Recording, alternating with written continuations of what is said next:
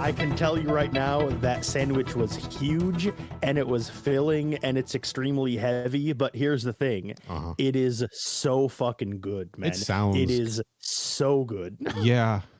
It sounds like it would make me feel like I feel right now, but it does sound delicious. That is exactly how that sandwich will make you feel if you eat it. You'll be like, ugh. But then at the same time, you'd be also like, it was good though. And I'm not eating for the rest of the weekend. Pretty much, yeah. Was it TGI Fridays used to have a cheeseburger with one of those mozzarella fried patties on it. Yeah. And that thing would kick my ass too, man. Ugh. Yeah, it was brutal, man. Not gonna lie. It was good though. Shocking to me that Wendy's does deliver Uber Eats all the way out to us in the Zeta 2 Reticuli system on the USCSS podcast. Smooth. Yeah. This is Crew Expendable. I am Space Fisherman Hallstrom. Son of a bitch. And I guess I'll have to roll with it. And I am fishing preferer Rohrbacher. Shit. And we are just a couple of colonist refugees worried we're being swallowed by the mountain of the Alien franchise. Kenny, what are we talking about today? Finally. Well, as we have been hinting at for several episodes by this point, we are finally covering the Aliens Fire and Stone quadrilogy, I guess you could say, of issues. Sure, yeah. Can I ask you a question? Sure. Were you looking forward to reading this, or were you kind of like, I mean, I don't want to necessarily say that I wasn't looking forward to it, because I did think Prometheus Fire and Stone wasn't bad. I did enjoy it well enough. But it was one of those things where, like, despite the ending of that comic kind of just like stopping rather than having a proper conclusion, like discounting that part, I thought the story was just like kind of just a relatively interesting self-contained little thing. Like, outside of the fact that I knew there were follow-ups to it, it didn't really feel like the comic needed a follow-up. So I was like, I am kind of interested to see it just to see where they go with it, because when I read the original, it didn't really feel like it needed a follow-up, you know? Right. So I was kind of interested to see where this went. Yeah, I'll admit. Even though it didn't go forward, we're seeing events that happened prior, right? Well, that's true. Yeah. Yeah. But so we're not even getting we're not even carrying the story forward, and the Prometheus story stood fine on its own. There were some unanswered questions, of course, but it was nothing that made the story not work. And now we're just kind of filling in some of the background because we did these out of order. I wasn't real. I think I was honestly kind of dragging my heels on getting around to this because we had a string of some good stuff there. Like, I had a lot of fun reading Newt's Tale, right? Which is just a weird ass 80s, 90s comic, right? It sure is. And then Aliens is a very, very fun movie to watch. And then we're also digging into this new Marvel arc, which is some of the best, in my opinion, Alien comics that I've read personally. Like, I know we still got 3 more issues of that. There's plenty of time for it to go downhill, but they've been extremely enjoyable, and I've really been looking forward to them, you know? Same. So then to like go back to this weird Dark Horse era where they were trying to cross over Aliens and Prometheus stuff right after that movie came out, and then also eventually going to squeeze Predators in. I was just kind of like, man, that's a lot of stuff from an era where they really didn't know what to do with the Prometheus things, and they're going to put a lot of that stuff in this. I just wasn't really looking forward to reading this. Like, I was prior to us covering all of that other stuff. You know what I mean? Yeah. But overall, I kind of enjoyed this. Also, I would like to correct a clerical error that we've been having about these. Sure. We are not covering them out of order. Prometheus Fire and Stone #1 was released either 1 or 2 weeks before Aliens Fire and Stone issue 1. Okay. Well, that settles it then. Because they were released bi-monthly And so I think what it was like every other week they started with Prometheus, and then 2 weeks later they did Alien. Then 2 weeks after that they would do Prometheus 2. Then 2 weeks after that they would do Aliens 2. Okay. I think they switched it every other week. And then when Prometheus ended, I believe is when the AVP part started. Yeah. And then when Aliens ended, that's when the Predator part started. And then after Predator was over, they did the Prometheus Fire and Stone Omega one shot that like wraps it up and is an epilogue to the whole series. Right. So technically we're not doing them out of order because because Prometheus came out a week, or well, 2 weeks before this one did. Gotcha. So if we really wanted to do this, we would start with alternating series as the release date intended, but that just seems like what a maniac would do. We're not going to do that. And it's not really necessary for this because, as you mentioned earlier, this takes place chronologically first of the 4 parts anyway. So right. Yeah. And it picks up kind of directly directly in the middle of the film Aliens, I suppose. Yeah.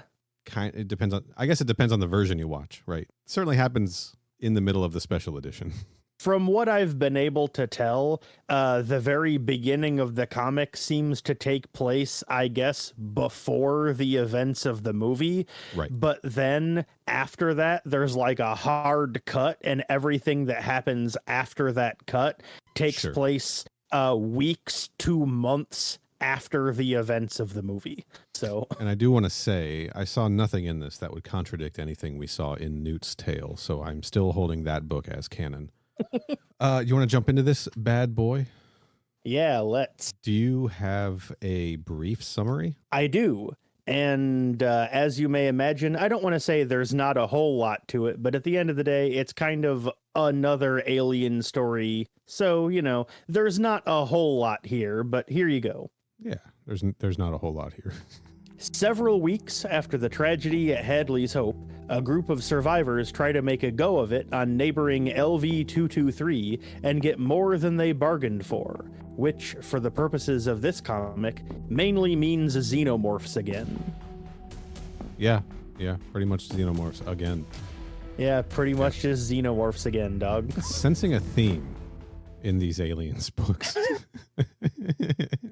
Yeah, they're all just kind of retelling the same story with different little details here and there, but they're all kind of, the gist is the same. Yeah. This one's a little different, I would say. This one does go in 1 or 2 places later on that I genuinely did not fucking see coming. Sure. But let's run through the creators of this masterpiece here. The script was written by Chris Roberson, with art by Patrick Reynolds, colors by Dave Stewart, lettering by Nate Piekos, and covers by David Palumbo. Different writer and interior artist than the Prometheus Fire and Stone arc that we talked about several episodes ago. That was that episode 2 or 3? The Fire and Stone, or the Prometheus Fire and Stone. Yeah. It was episode 5. Episode 5. I think it was meant to be episode 3. It was meant to be episode 4 because the 3rd episode was the Wayland files and the deleted scenes, which we ultimately decided to break up into 2 episodes. So gotcha. Right off the bat here, I'm comparing the artwork between the 2 series so far, and I think I prefer I think the art in Prometheus Fire and Stone was very good and effective. Obviously, those deacon sharks live in my nightmares. I like the Aliens Fire and Stone art a little bit better.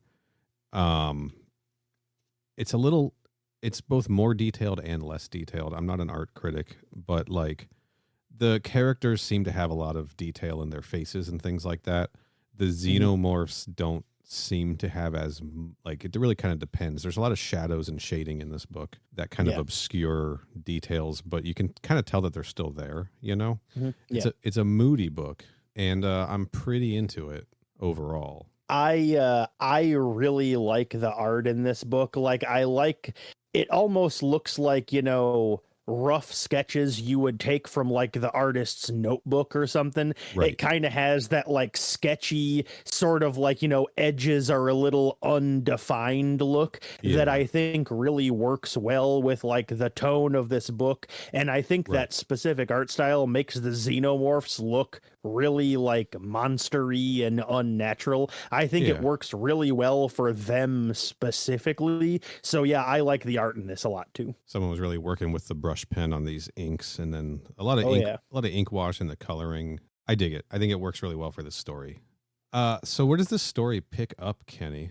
We start off, I believe it is before the events of Alien on July 3rd, 2179. And we're currently on Acheron, and one of the first things we see is some dude getting the back of his head blown out by the pharyngeal jaw of a xenomorph. Yeah, dude, it's 9:15 in the morning, an hour and 45 minutes before Skyline even opens. That's right. And we get do you think there's a Skyline on LV-426 in Hadley's Hope? No, man, I hope so. I hope so.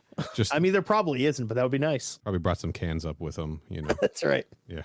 But we get some voiceover narration, and we don't immediately find out who the narrator is, but they tell us that they've been head of terraforming on Hadley's Hope for 4 years. Yeah. And due to the way the panels are structured, you can tell that like the guy, like the black guy with the glasses that we see in the panel, it's clearly him that's doing this voiceover. Yes. And momentarily, we will find out that this man's name is Derek Russell, which is important because if you recall, he was mentioned in Prometheus, Fire and Stone. He was, wasn't he? He was. Sure. He was the guy. Yeah, he was the guy that set up the little cave overlooking the valley that Francis and Eldon discovered when they injected Eldon with a pathogen. Yes. He was the guy that like left behind all the notes and stuff. And so, 1 or 2 pages into this comic, we find out that this is his story. Derek Russell. Yeah. And he's leading a group of survivors, like, just making their way through, like, the underground, like, hallways of Hadley's Hope. Yeah. And he comes across a second group of survivors being led by a woman named Genevieve Dione.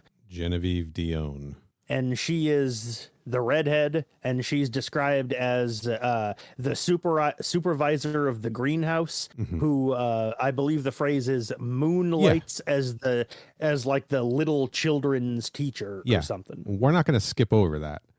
Her side gig is teaching. Did they not set up a proper school for the children in Hadley's Hope?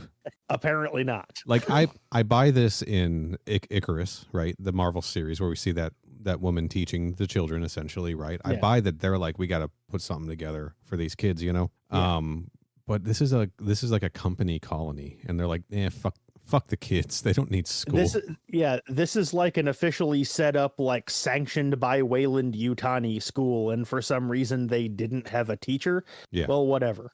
Probably a lot of vocational programs though, which is good. Yeah. I'm a big fan of vocational programs, but I don't think I'm a fan of vocational programs designed to turn employees into indentured servants like Weyland-Yutani probably would have done. Probably would have done, yes.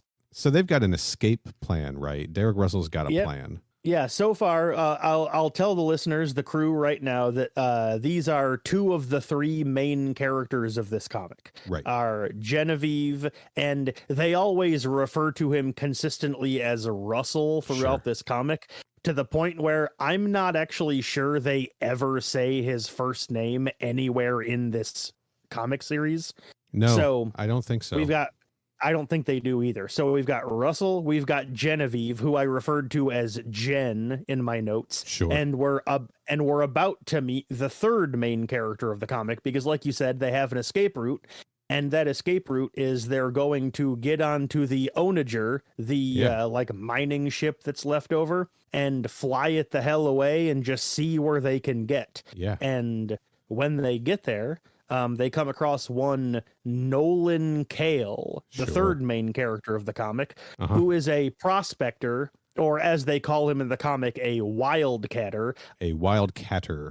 I.e. the same thing that Newt's dad did in Newt's Tale, except he just does that professionally. I like that he's a prospector, not a surveyor, right? That's right. They act like wildcatters are surveyors, but really, like, they're just trying to score big fines, right? I think they might even actually call him a prospector in the comic, which makes sense because, like you said, that is ultimately what they do. Yeah, they're panning for gold on LV-426. And Kale, as they call him in the comic, and his crew is loading up the ship with supplies, and then they get attacked by a bunch of xenomorphs. Yeah, who would have seen that coming? You know. Yeah, what are the chances? Yeah, this is it Onager or the Onager?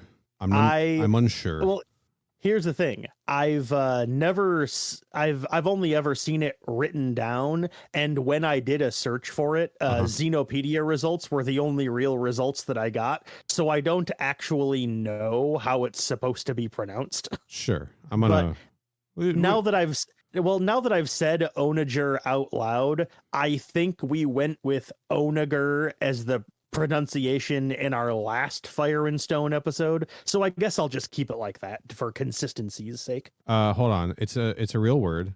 It is. The definition is an Asian wild ass. I think they mean donkey. Let's be clear. That usually has a broad dorsal stripe and is related to the Kiang. I'm going to hit play on this pronunciation. Thank God for the internet. Onager. You were right, Kenny. It's Onager. Okay, got it. Onager. He's saying it 7 times. Okay. So, Onager. Okay. Yeah. So the Onager is a ship that we talked about in Fire and Stone, Prometheus Fire and Stone. It is the wrecked ship that they stumble across that is full of xenomorphs in that comic book. How did that ship get so full of xenomorphs, Kenny?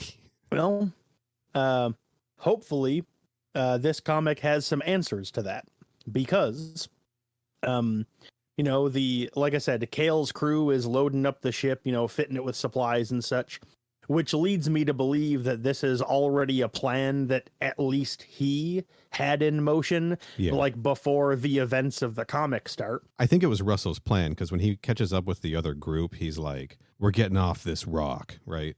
Yeah. And then they all boogie down to the loading bay. It's a ship made for like taking stuff into low orbit, right? It's not really meant for space travel.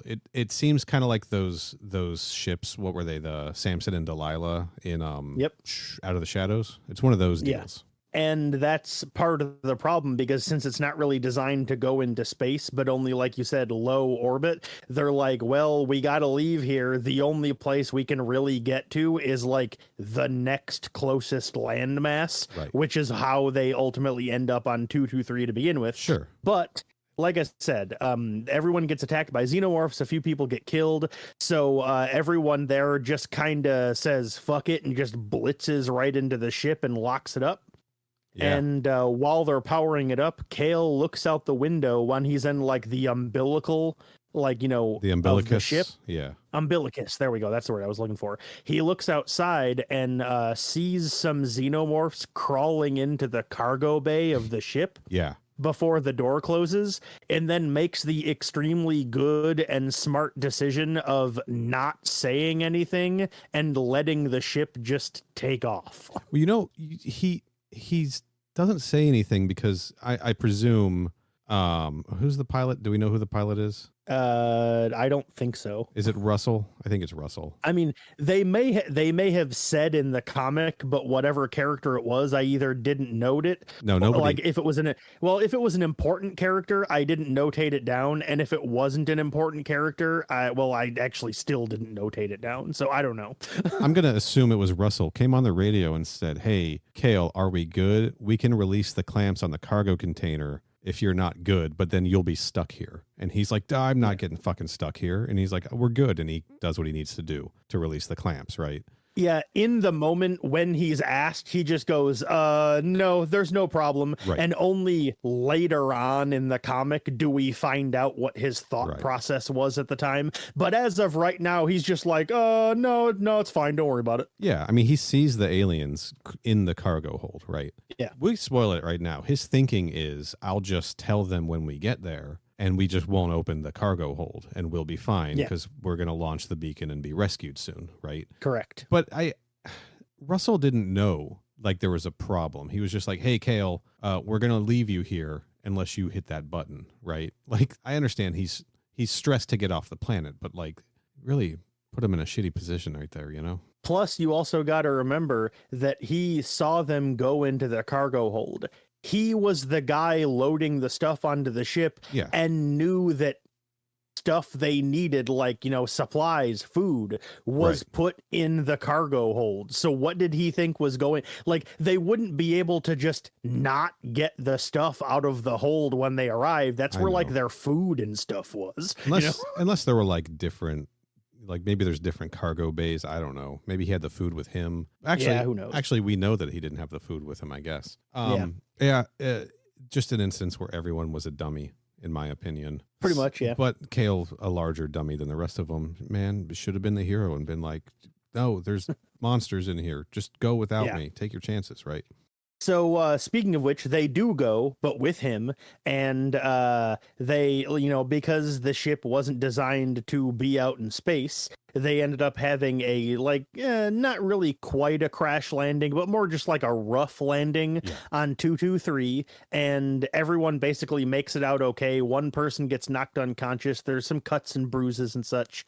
And in a page or two, we find out that there were a total of 38 people on board. Yeah. They have that kind of landing. You ever been on a plane and there's like a little bit of a rough landing and the pilot comes over the intercom and goes, "Whoa, Nelly," as he's landing and to break the tension and everyone laughs. It's like that. And that's a story that I can't remember if that actually happened to me or if I just heard about it happening so many times. I've decided it must have happened to me. I'm going to assume it did. I'm going to assume it didn't happen.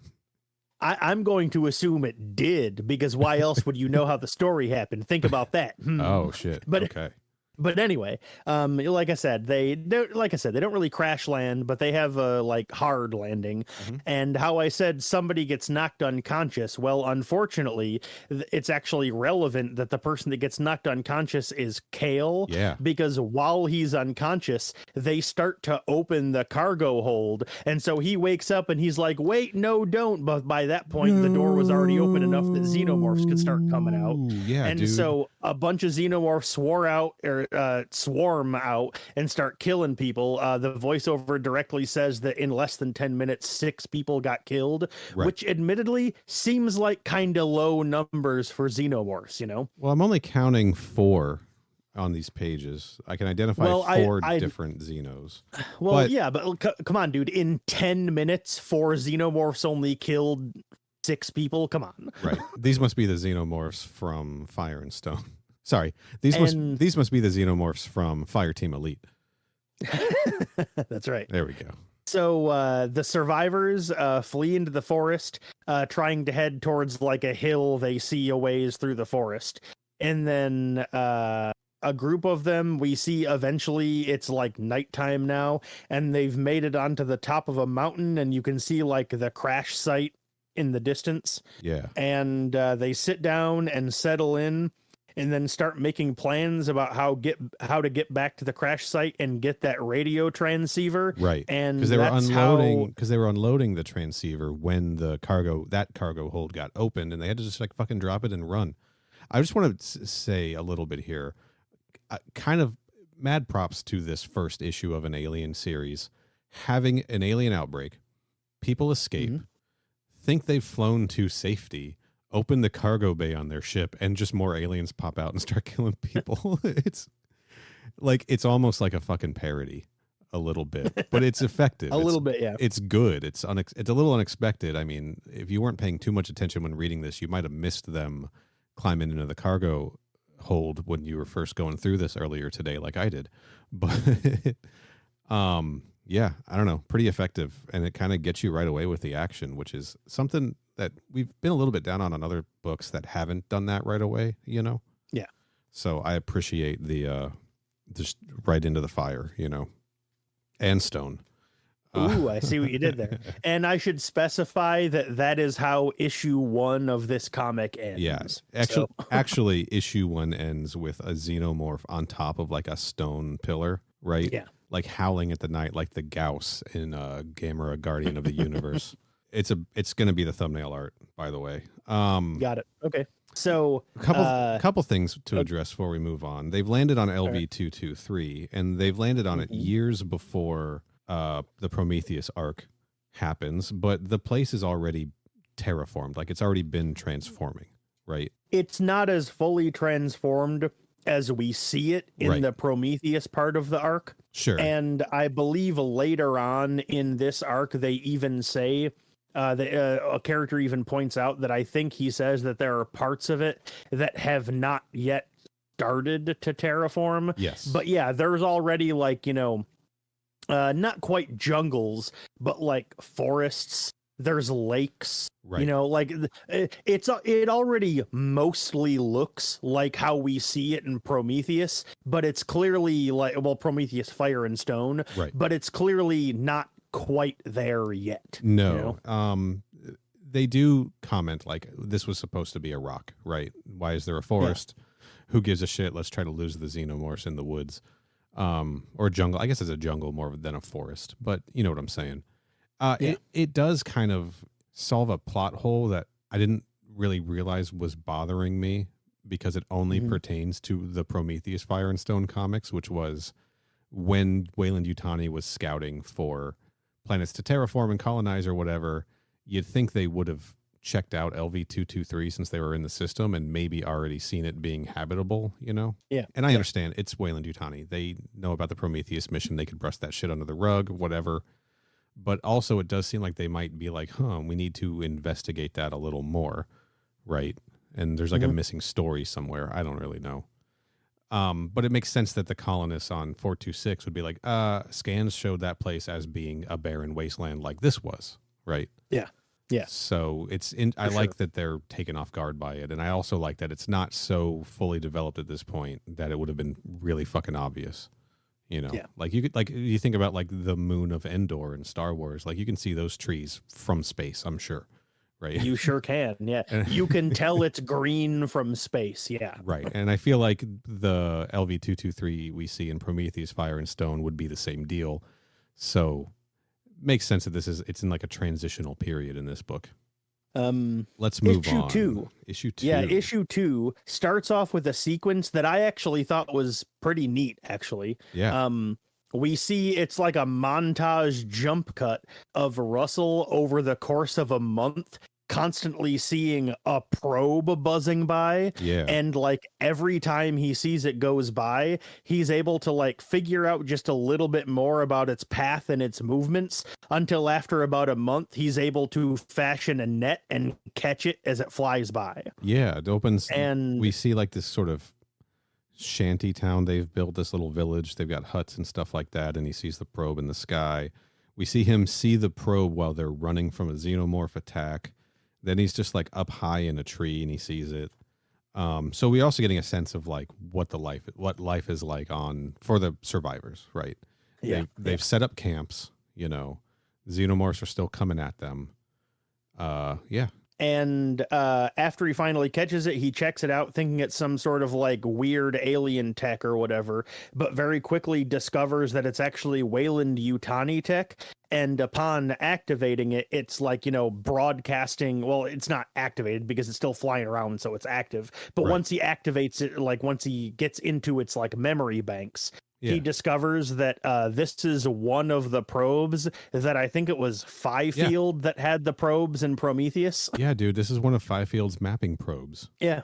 At first I thought it was that probe we saw at the beginning of the Prometheus arc, but that one got crunched by the engineer in like page 1. Yep, it sure did. This is one of Fifield's pups. 90 years it's been mapping the planet. And we know for a fact it is because although we don't like see Fifield or whatever, we see like holographic projections of stuff on its memory banks. And we see it flying over and scanning a big stone head with a voiceover that's like Prometheus scanning now or whatever. So we know this is from the Prometheus. It's one of his lines from the Prometheus. We are now mapping. Yeah, that's what it was. Yeah, he says that in the movie, and we see it in here, and that's how we know. Oh, it's the thing from the movie. I love how he talks about how he has to keep this thing on a leash, and he's just got it on like a weighted net so it can't fly away. That's pretty fun. Yeah, it's like the net is like light enough that it's still able to like fly around, but it's heavy enough that it just has to kind of like hover in place there. Yeah.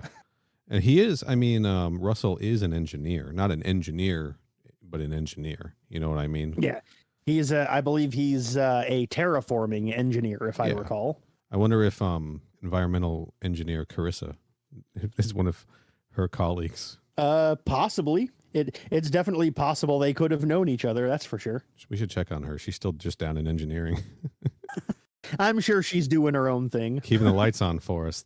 That's right. Shout out to engineer Carissa. So yeah, while he's checking this out, they introduce like the other major through line in this plot where Kale and Jen are butting heads about whether they should stay here and fortify or go out and kill all the xenomorphs. Right. And that is like a regular ongoing thread that will happen multiple times over the course of this comic. Yeah. And like they both make a good point, to the point where I'm like, why don't some of you stay here and fortify and some of you go get the shit back? Like, well, eventually they will decide on a plan similar to that. Yes, I know, but it feels like do it quicker. You know what I mean? Get prepped. Yeah. Get a team together. Yeah. Go get that shit taken care of before the stuff gets out of control and before these xenomorphs pick off even more of your numbers. Like while you're like sitting around bickering about this, it's just a little. It's a little fucking frustrating. I believe Russell even says at one point in like VO to himself, he's like, if they just stopped arguing all the time and made a decision, we could have already done whatever it is they were arguing over, you know? Yeah. It's just, but you have too much red tape, right? That's right. On this survivor colony. Some people are out foraging, and when they do, they actually find just some like puddles of pathogen hanging around. Yeah. And someone has a little side note where they mention that those weird monkey guys from the Prometheus Fire and Stone, I guess they're eating those guys, and I guess they both taste and smell really bad. Yeah, and we don't see them in the book, so I'm like, are they eating the natural species before being pathogen affected, or have they always been pathogen affected because presumably the pathogen is resulting in the accelerated, development of life? Like in any case, it's a good question. I don't know. Bad idea to eat those, right? I mean, I wouldn't do it, but I guess if you're starving, I mean, they make a comment that they're able to find enough edible like flora, right? Yeah, but Jen at this point gets really mad because no one knows where those xenomorphs come from, so she just starts getting mad at the theoretical person that let the xenos onto the ship and didn't say anything.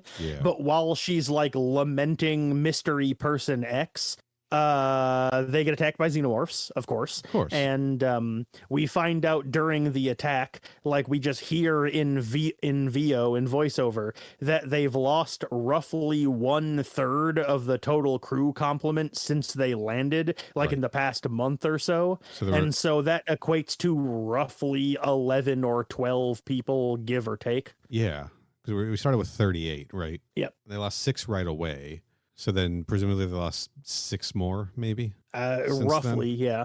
6.5 more, 5.5 more. Yeah, give or take. One person just lost an arm and one person lost a leg. And so right. The fraction adds up. But Russell once more is tinkering around with this probe, who he eventually gives the name Rover to, and manages to access the memory banks of the probe and sees its scanning results from times and years past, and notices how unnaturally fast the terraforming has happened. Right. And so he finally goes and shares his findings with everyone else about how he found the probe and all this, how fast the terraforming happens, and nobody fucking cares. No one gives even a single shit. They're we're worried about our food we're gonna eat, dog. What are you doing? They're one step away from not even acknowledging he's speaking while he's telling them this. And then shut up, you fucking nerd, is what they basically say. That's pretty much, yeah. And then after that, there is another jump cut montage of time span of about a month as we see the survivors get incrementally better and better at xenomorph avoidance. Yeah. And at the end of that montage, Russell sets out to go scout around some area, but in actuality is going to a specific spot he saw in the recordings on the little pup. And when he walks in, you know he's in the shit because, baby, there is a big stone head right in the fucking hallway when he walks in. Love a big stone head. We do love a big stone head on this podcast. Something I wasn't clear about. This the same? This can't be the same structure as the movie, right? Man, I don't know, because like, okay, here's something that I honestly, this is a genuine question because I don't entirely remember for sure. The events of Prometheus, like when they go down and like find the bridge and like find the severed engineer head and stuff, was that on a buried ship or was that on like a structure that was built on the surface of the planet? So they went into the installation. It's a structure. This is a structure too. Because God doesn't build in straight lines, as we learned from Holloway and Prometheus. Yeah. The ship is underneath the structure, essentially. All right. The Juggernaut it's like, because when they're mapping out a structure and they get to that door that David ends up opening. And then that's when they, I think, actually cross into the ship itself. But like the big stone head jar rooms are not on the ship. They're in the structure. I believe that's accurate. And if I'm wrong about that, mother@crewexpendable.net or tweet us at crewexpendapod. Like I want to get a sense of this. Because that's where I was kind of confused too, because I wasn't entirely sure, because like I thought it was the structure, but then I was like, but if it was the structure, when they flew the big ship out at the end of the movie, shouldn't there be like a big crater in the ground where the ship used to be? Right. And there clearly wasn't one in this comic book. No. So I wasn't entirely sure. But even if it might not necessarily make perfect logical sense, I'm pretty sure this is intended to be the same structure that the characters go to in the movie Prometheus. In the panel where he is approaching the structure, there are two structures. Oh, there are. Okay. I'm actually right now pulling up my digital copy of Prometheus just to see if I can see on their approach if there are two structures. Because maybe it's that simple. There's two structures next to each other, and in Prometheus they went to one and this guy went into the other one. Then while you do that, I'll just continue on. Like I said, Russell stumbles into the bridge of this ship past the big stone head. Like we said, discovers an engineer in a stasis pod.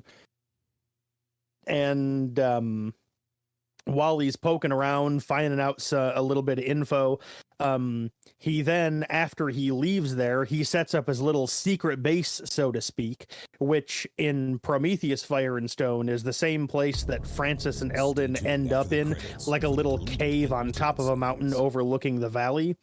This is where he finds this place and goes and sets it up. And then at this point, we find out that all of the voiceover narration up to this point in the comic is actually Russell leaving an audio diary saved on the probe. That's where all this VO has been coming from the whole time. Saved on rhetoric, right? That's right. Okay, update for the audience. I'm just letting it play. They are flying in right now, so I'll know in a minute here. Then we have one final cool scene that happens at the end of this comic. We're now on September 12th, 2179. Yeah. And there is a group of, I believe, 3 people, one of whom is Kale, are out just fishing when they get attacked by one single xenomorph who grabs a dude named Louise and drags him underwater. Yes. Important note about the fishing. They did mention, maybe not here, but somewhere earlier, that like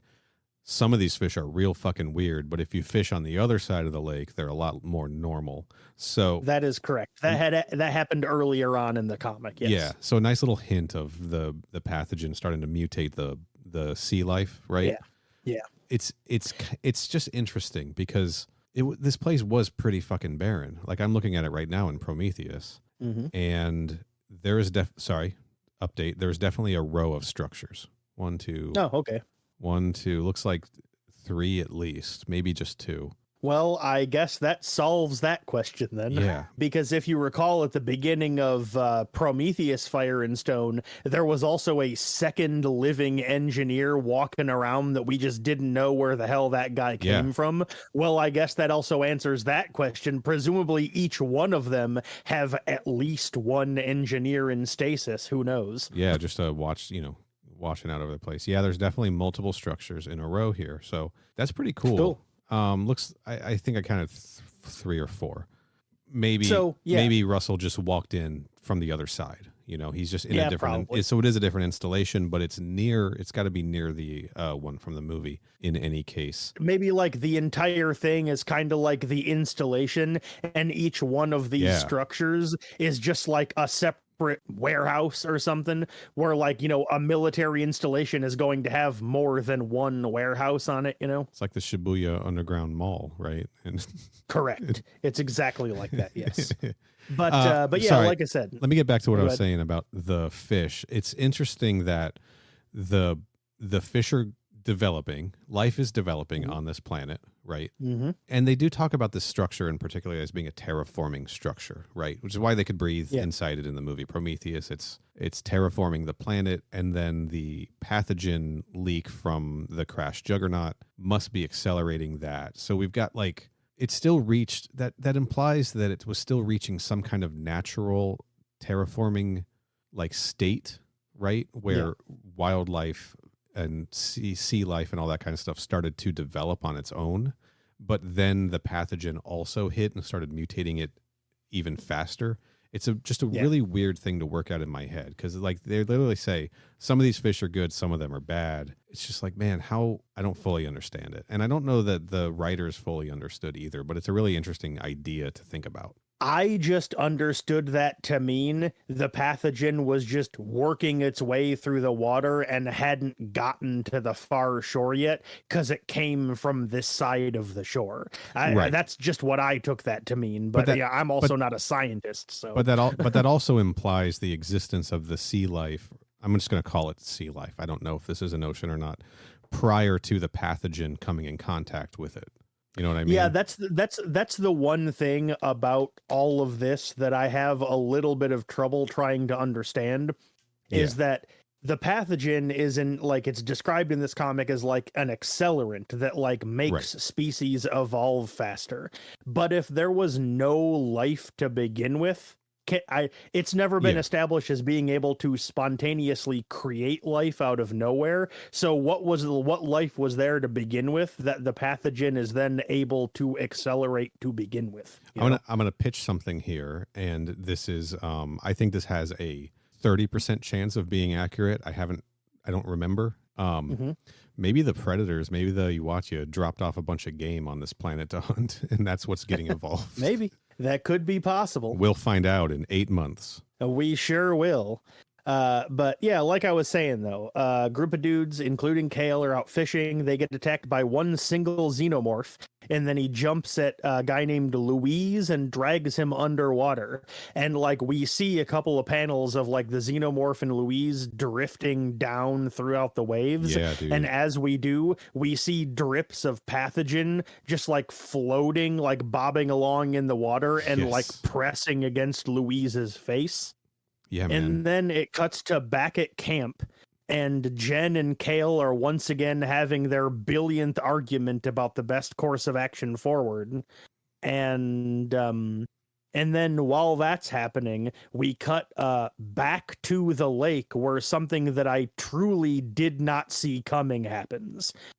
Just a still shot of the lake, and then the xenomorph from earlier jumps out of the water, waving his hands around and screeching, but he still has Louise with him, and they're biologically melted together into one creature. Yeah, dude, it's fucking wild.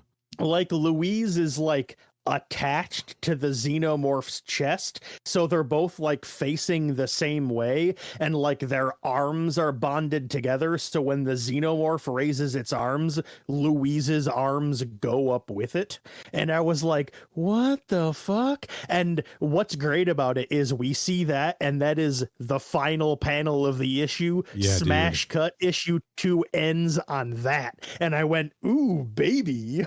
That's pretty fucking wild. Yeah, he's like fused. His head is like fused to the chest of the Xeno, and they've got now 4 arms, much like Goro, right? Yep, correct. Combined. I didn't see that coming either, man. That was crazy. And there's these big, like, they look like a cross between like muscles and veins, like these big, like gushy red tubes that are poking out of the xenomorph's body and like burying itself into like the neck and upper chest of Louise. And like, damn, dude, it looks so fucking cool. Yeah, man. Oh. Hold on. I just want to take a second here to say, Prometheus is a really fucking pretty movie. This movie looks good. It is. It looks nice. I think it was filmed good. The color is nice. It's a nice looking movie. You are correct. I'm going to revisit this thing pretty soon here. I can just tell. You know, it's funny you say that, because when I was done, taking my notes and reading this comic this morning, I very briefly had a thought, damn, do I like have enough time to watch Prometheus again before we have to record? And we didn't, but it would have been nice. Yeah. But anyway, on to issue 3, because we've been recording for over an hour and we're only like halfway through, so we should probably just get on with it. But these last 2 issues, especially issue 4, they really fucking move. They sure do. So issue 3 opens up with some of the survivors just kind of foraging, right? They're in what looks like a wheat field, right? But this is not Planet 4 or whatever from Covenant. It is not. This is not actual wheat. It just looks kind of like it. Yeah, and they're like looking up at these bat-like things hanging in the trees. We don't really see them because they're all curled up, like their wings around them. Mm-hmm. And they're like, man, you think those things taste good? They're like, we should eat those. We should eat those bat things. They probably taste better than the monkeys, right? And then one of these guys who looks like Newt's dad is kind of like, hey, you guys ever notice that all the stuff that grows around the black goo is kind of like weird and fucked up looking, right? Yeah, like it's happened often enough that now just like regular survivors are starting to piece it together and notice what's happening. Yeah. And then they're interrupted by the Xenomorph Louise hybrid jumping out at them. Like I called him the Louisamorph in my notes. The Louisamorph. Jumping out and fucking immediately grabbing one of them. The other 2 absolutely get the fuck out of there. But, well, only one of them ends up making it back to camp. So the Louisamorph ends up killing 2 of them, yes. Louisamorph shows up at the camp. They have done some fortification. There's a fence that looks like it's about 5 feet tall and 2 watchtowers, which is probably a good idea. But I'd build that fence a little taller and not make it out of wood. So would I. Don't make it out of wood if you don't want a Xenomorph to just casually walk through it, right? But yeah, the Louisamorph follows her back to camp and then breaks in and then just starts murdering everyone. This is a wild, wild panel where the Louise head on the Xeno's chest also seems to have a jaw. Yeah. Because he grabs someone and then like it's coming out of the human head into the back of that guy's head. It's fucking crazy. And they're like, hey, Louise, what's up? You're not looking so good, man. And then Kale kills it by ramming the tip of a big spear through the back of the creature's neck, and it like blows out like the neck upper chest of like both of the bodies, and then it just kind of keels over dead, or presumably dead, but we never see it again, so it's safe to assume he probably killed it. Yes, and then this leads Kale to start feeling real fucking guilty, right? Because this was his friend. Yeah. You know? And guilty enough that he admits it was him that allowed the ship to take off with the xenomorphs on it. And then Jen attacks him with the explicit intent of killing him. But she is not she's not able to do it, I should specify. She punches him right in the fucking face. He's like, I'm sorry. I thought we just wouldn't open that thing, but then I woke up and it was opened and it's my fault. It's my fucking fault. And she's like, yeah, it's your fucking fault. Pop. And they get pulled apart. Correct. She gets pulled off of them by other nameless other crew members. Whatever. And she's, freaking the fuck out. And nothing really happens. Like they don't really do anything to punish him. He just goes on again about his like, look, I know like if we get back to the Onager and we get that beacon and we get the rest of the supplies, we can get off of here, right? Yeah. And weirdly enough, despite, 45 seconds earlier admitting I'm the reason there are xenomorphs here, there is more than one person that's like, yeah, I volunteer to go with you. Probably. I mean, these are probably people who wanted to do that from the start, right? Like, yeah, probably. There were two factions, right? There was the stay here faction and the let's go get our shit faction, right? Meanwhile, our boy, why can't I fucking remember his name? Russell. Meanwhile, our boy Russell is just gonna go back to his cave, right? Yep. Or his hidey hole, as I called it in my notes. And this is the point, like all those drawings and calculations we saw all over the inside of the cave in the Prometheus FNS. Yes. Like we see him start to scratch all of those onto the walls at this point. Later on, we see him do it even more, like including onto the floor. But this is like when we see him start to make all of those calculations on the walls. Yeah, he's talking to his probe. He's talking to rhetoric, right? Mm-hmm. Or rhetoric. I feel like he would say rhetoric. We also get a clear shot that this mountain cave that he is in, this is a much smaller mountain than we see in the Prometheus arc. Important to talk about the theory behind the mountain again. Because that's a good point, because how you said it's smaller than it was before. Well, there's a reason for that. As we discussed, the mountain is growing. So of course it's going to be smaller at this point because it is very explicitly the same mountain that's in Prometheus Fire and Stone. That is correct. Right. And in the Prometheus arc, Eldon does comment that the mountain keeps growing even while they're in it for that brief period of time.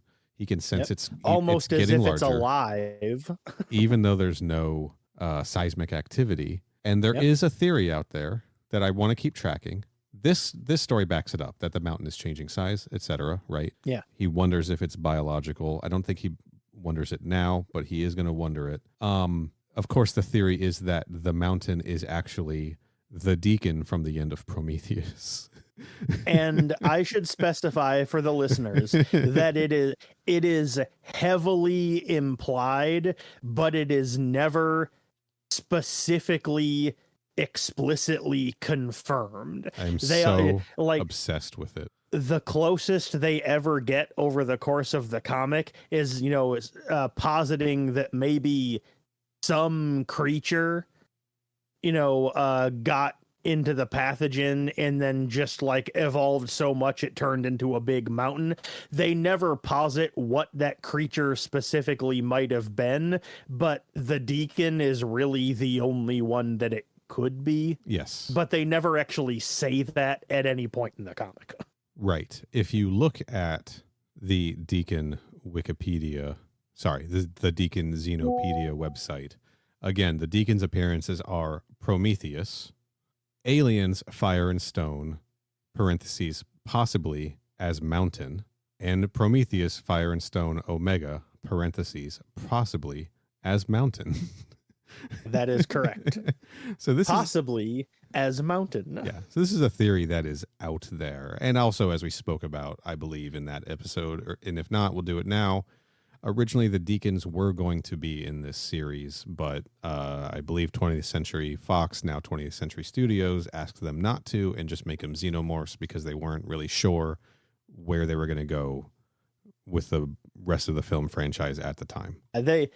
20th century was under the impression that the Deacons were going to be coming back in the then unnamed sequel to Prometheus. Right. So they said, don't put the Deacons in this because we don't want to mess that up with the canon of the Prometheus sequel. Right. And then the Prometheus sequel went a different direction, so they wouldn't have needed to change it anyway. But whatever, it's fine. Yes. Anyway, but anyway, 100% this podcast belief is that this mountain is in fact the Deacon from Prometheus.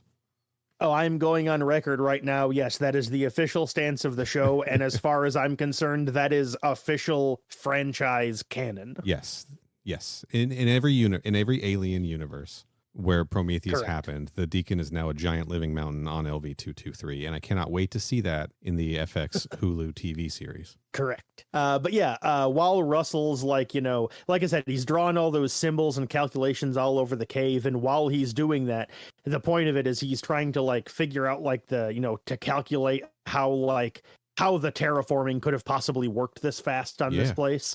And meanwhile, we see that group of volunteers led by Kale go back to the Onager, and they open the door, and folks, there is a goddamn queen inside the ship. This is a full-on queen in the ship. And it's it's a real ass hive. We're talking there's queens, there's mist, there's xenomorphs in the background. There's a whole field of eggs in front of her. This is the definition of a xenomorph hive right here. She's even got the big bone-like legs suspending her upright. Yep. And it's wild because there wasn't a queen on the ship when they landed, which means that queen was born and set up in 2 months. How did this happen, Kenny? How did this happen? I don't know. I don't know. We need to discuss it. Was there someone from the maybe one of the six that got grabbed before everyone ran into the woods, into the jungle, right at the beginning? Yeah. One of them, I think we got an egg morphing situation on our hands here, right? We must. Well, here's the thing. Okay. Literally anything we could say about how this is possible is literally just pure invented conjecture on our part. Sure. Because the explanation for how there is a queen on this ship is literally they open the door and look in and there's a queen, and we don't get any explanation beyond that. Right. So it's up to us to do the work, though. Yeah, the comic never even gives the barest hint of the possibility of an explanation for how that could have happened to begin with. I truly don't know, because they were just in that ship 2 months ago and it's already been converted to a hive. Right. When It's a nice twist, because we saw 4 get into the cargo bay, get out of the cargo bay. We saw 4 jump off the ship. We saw 4 kind of chasing them through the field at the beginning, right, when they're running into the jungle. We saw 4. That's the number of xenomorphs that we have been shown as 4, and since then only 1 or 2 at a time, right? Yeah. One of them got fused with Louise and died, so we're thinking, okay, there's 3. So in Kale's thought, he's thinking there's only 3 out there. We can totally go and do this and get this stuff. So to walk in and be confronted with a hive with eggs, with number of xenomorphs and a queen, it really raises the fucking stakes. And because I think if there had been 3 xenomorphs, they probably could have gotten their shit, right? And it would have been okay. So the escalation works for heightening the tension of the story, right? And makes the idea that we can go back into this thing, there's only 3 of them, we can go back in. It makes that idea plausible. But I just don't understand. It. It's got to be either an egg morphing situation, which, I'm kind of obsessed with, right? Mm-hmm. Or xenomorphs already existing on LV-223 somehow. Maybe this was still in the era where they were thinking pathogen Deacon xenomorph gets created eventually, right? So maybe there are just some naturally occurring on the planet that are now linking up with this hive, Here's my thing. If earlier on during the initial attack, if they had, I don't even know how they would have had to do this, because then there also would have had to have been an egg in there as well, and that would have made just as much zero sense, but in a different way. Sure. But even if they had shown someone getting face hugged earlier on in the comic, and that was otherwise the only hint we ever got, I would have been, maybe that was a queen face hugger or a royal face hugger or something like that. Like even if they had given us some, even like the barest bones evidence like that, I still would have been able to point at that and go, all right, I could see how that could lead there. But it's like, where did the fucking queen even come from? Yeah, it's a pretty big oversight that this didn't get explained.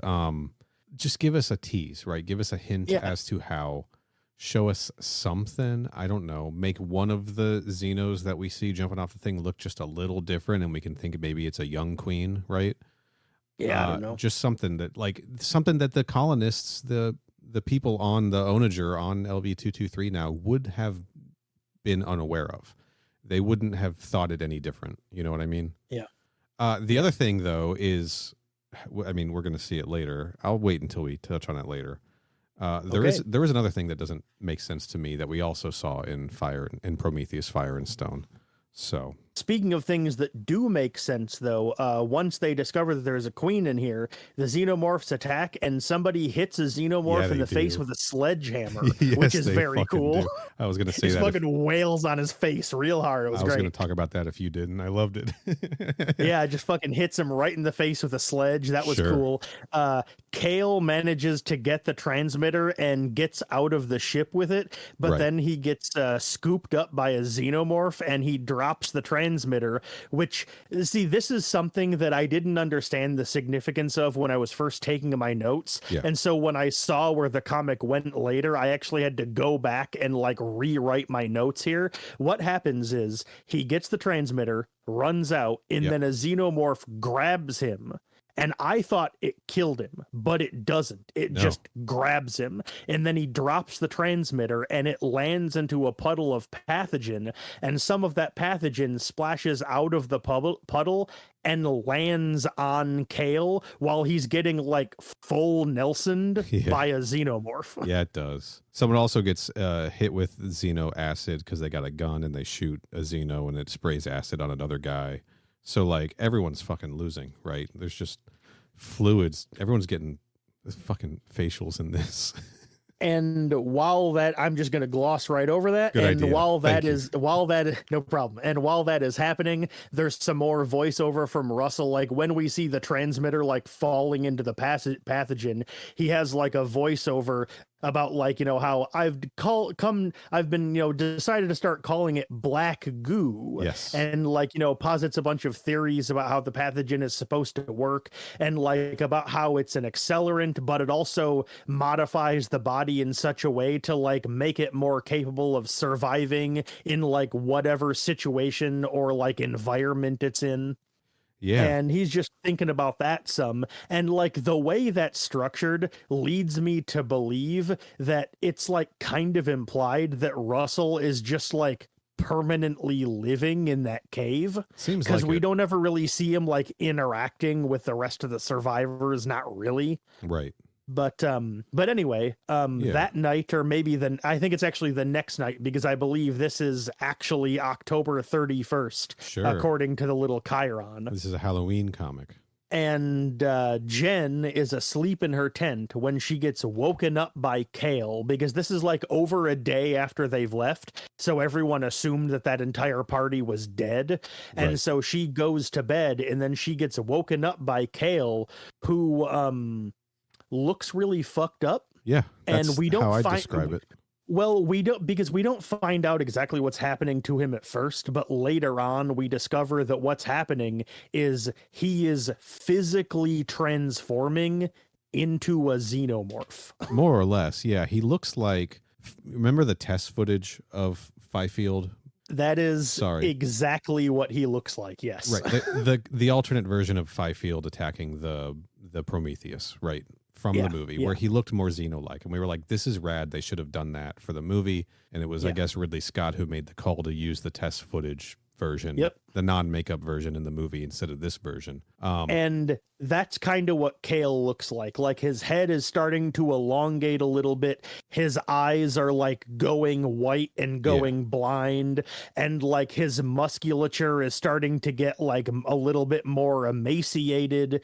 And like, his jaw's starting to bulb out a little bit. Like he's in the beginning stages of, let me reiterate, physically transforming into a xenomorph. For those of you who have played Fireteam Elite. He does look like the pathogen mutated Weyland-Yutani people in that a little bit. But I'd equate it more to the Fifield thing I mentioned earlier. What's interesting is he's still speaking. Like, he says her name, or he doesn't. He doesn't say her name. He just keeps saying sorry over and over again. And he keeps saying sorry, and like his repetition of it gets more and more mutated and fucked up until he stops being able to say it and just starts like screeching like a xenomorph. What's wild is he drags her out of her tent. Essentially, it seems like he's like dragging her out so she can see all of the other Xenos coming in and destroying the camp.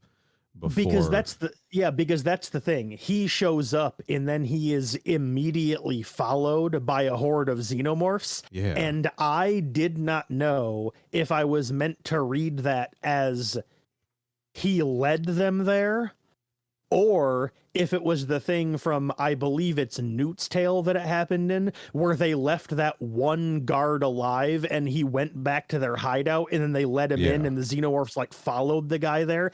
I didn't know which one of the two that was supposed to imply. I think it's based on definitely a reference to Newt's Tale. Go on. Well, based on what happens later on in this arc, I think I do not think he led them there, because later on we find out that him and the xenomorphs, despite him being part xeno, they don't really get along. Right. So this is not an Eldon situation. Anyway, this is not like what Eldon did in the Prometheus book. He's not. But anyway, he's not the king of the Xenos, you know. But anyway, he starts mutating some more and then drags Jen away. And in my notes, I wrote unclear at this time whether she's still alive or not. But what's weird is, as far as I know, we never see her again for the rest of the comic. So I'm assuming she got killed, but I truly don't know. I believe he did kill her. I believe this is her laying on the ground in the last panel. All right. So I believe he did. Well, I mean, she was lying there, but he was still like dragging the body around. And so I didn't know if that was like the implication was that she was unconscious and he was taking her somewhere, or if he was just moving the body after he killed her. Because like she's not like missing body parts and covered in blood or something. She looks like she's just unconscious, and the comic never specifies. So I don't really know. Maybe we'll find out in one of the other series. Also, just a little bit of trivia for the folks at home. The page where Kale gets the black goo on him is, of course, page 69. Nice. Hell yeah. In the trade paperback, at least. I don't know about I guess if you added them all together. Minus advertisements. Right. But anyway, there's one more brief scene of Russell in his little hideout cave, and he starts to get paranoid that his little probe told them where the cave was, and he starts getting worried because like he's clearly like kind of starting to go a little insane. He's losing and it, so man. he thinks the probe like told them where the cave was and that they're gonna come here and kill him. And it's a weird scene because, as it turns out, that's the final scene of the issue. So I thought that was a weird way to end that issue, because like if they had just cut out that last page and the last moment was like Kale turning into a xenomorph, like screeching over Jen's dead body, I was like, now that's a final panel. Then there was like a weird discussion of this crazy guy talking to a probe, and I was like, should have started at issue 4 with that. Come on. Probably should have, yeah. But I think what they were trying to do was sort of bookend his idea, like we've seen so they're eating local flora and fauna, they're eating these weird looking monkeys, right?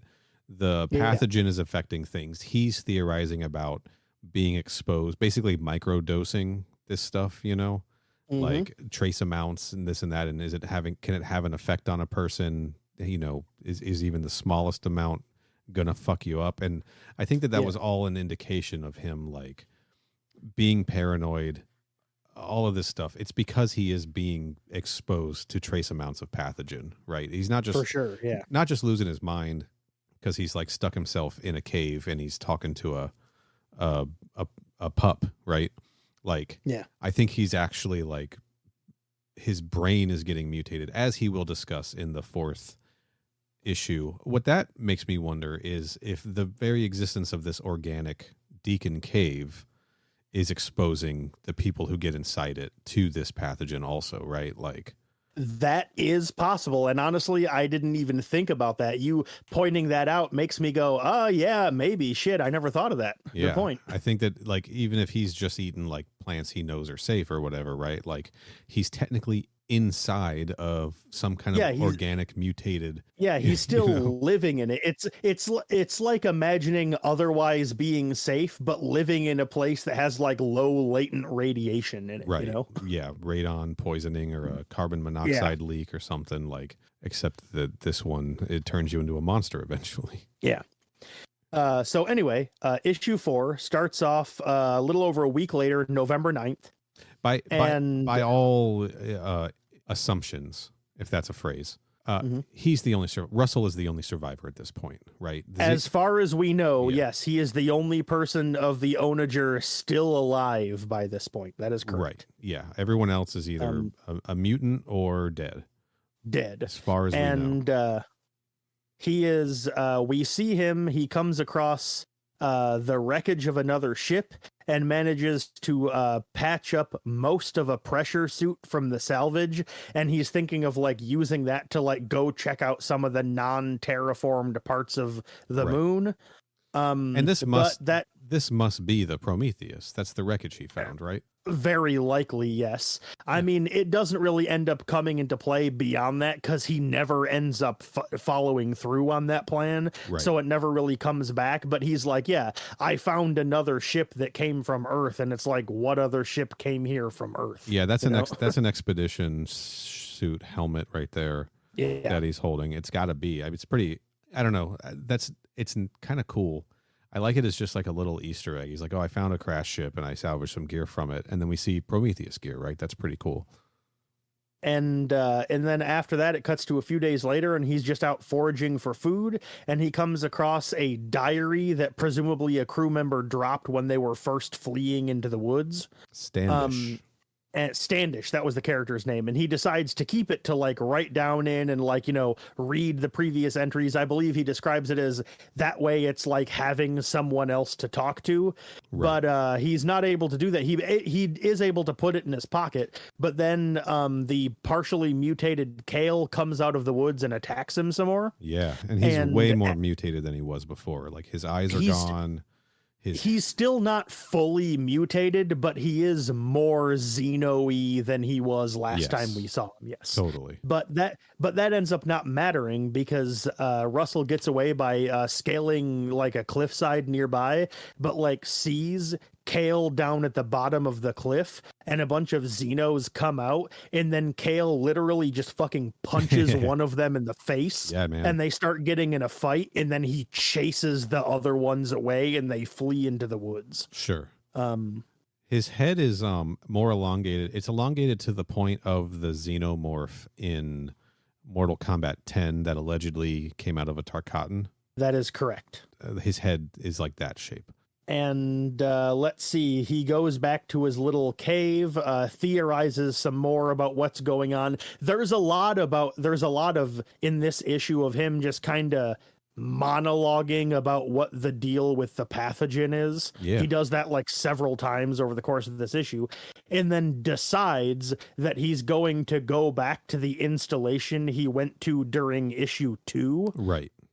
Because he has the intention of going there specifically to wake up the engineer in stasis. Yeah. And he goes in there and gets mad and like pounds on the thing a couple of times and nothing happens. So he leaves. And then after he leaves, there's a little ping sound effect that comes from the pod after he walks away. Literally. So presumably he did wake it up, but we never see that happen. Right. Yeah. So that must be the one that we saw, the lone engineer we saw in the Prometheus arc. Yeah, probably walking around just like breaking Xeno necks, right? He also theorizes, and he must have learned a lot about the pathogen and stuff, because he says the only thing I can figure is that Kale must have been exposed to the black goo while he was in contact with one of those alien creatures. Like, he hits the nail on the head, which is interesting, but that's also is like, that's how this book has decided the pathogen works. It'll mutate you, or if you're touching something else organic while you're exposed, it'll mutate you with that other thing. It'll mutate both of you together. Yeah. He also, at some point, I'm afraid we missed it or glossed over it, or I think we're coming up on it now, when he's back in the cave, he again is theorizing. He's like, what's he doing in the cave here? He's like experimenting on like a little cat. Like a little leopard or something. That's actually the next scene right here. It cuts to about a month later after that, December 4th, and he has some like weird mutated cat thing. It basically looks like a cat, except it has, I think, 3 pairs of eyes and like little horns or spikes or something. And he has it tied up to this board, and it's still alive because it's hissing at him. Sure. And he pulls out a scalpel and cuts open its stomach, and then watches as the wound on its stomach closes and heals in real time. Right. And so that's when he goes, aha, this thing can heal you. Sure. If there's a way we can figure out to like filter out all the impurities and like the mutation causing agent, maybe we can just use this as a healing thing. He's like, but it's too concentrated for humans. We would have to filter it through something that was human-like. Maybe a synthetic, and that's exactly what happens to Eldon in the Prometheus arc, right? Like, this is actually something interesting. He doesn't say what about a synthetic. The specific phrase he uses is a construct, maybe, or an android, right? And the way he phrases that implies those are 2 different things. And so I'm sitting here going, what the hell's a construct? Is that not an android? What's the fucking difference between them? I want to know what a construct is now.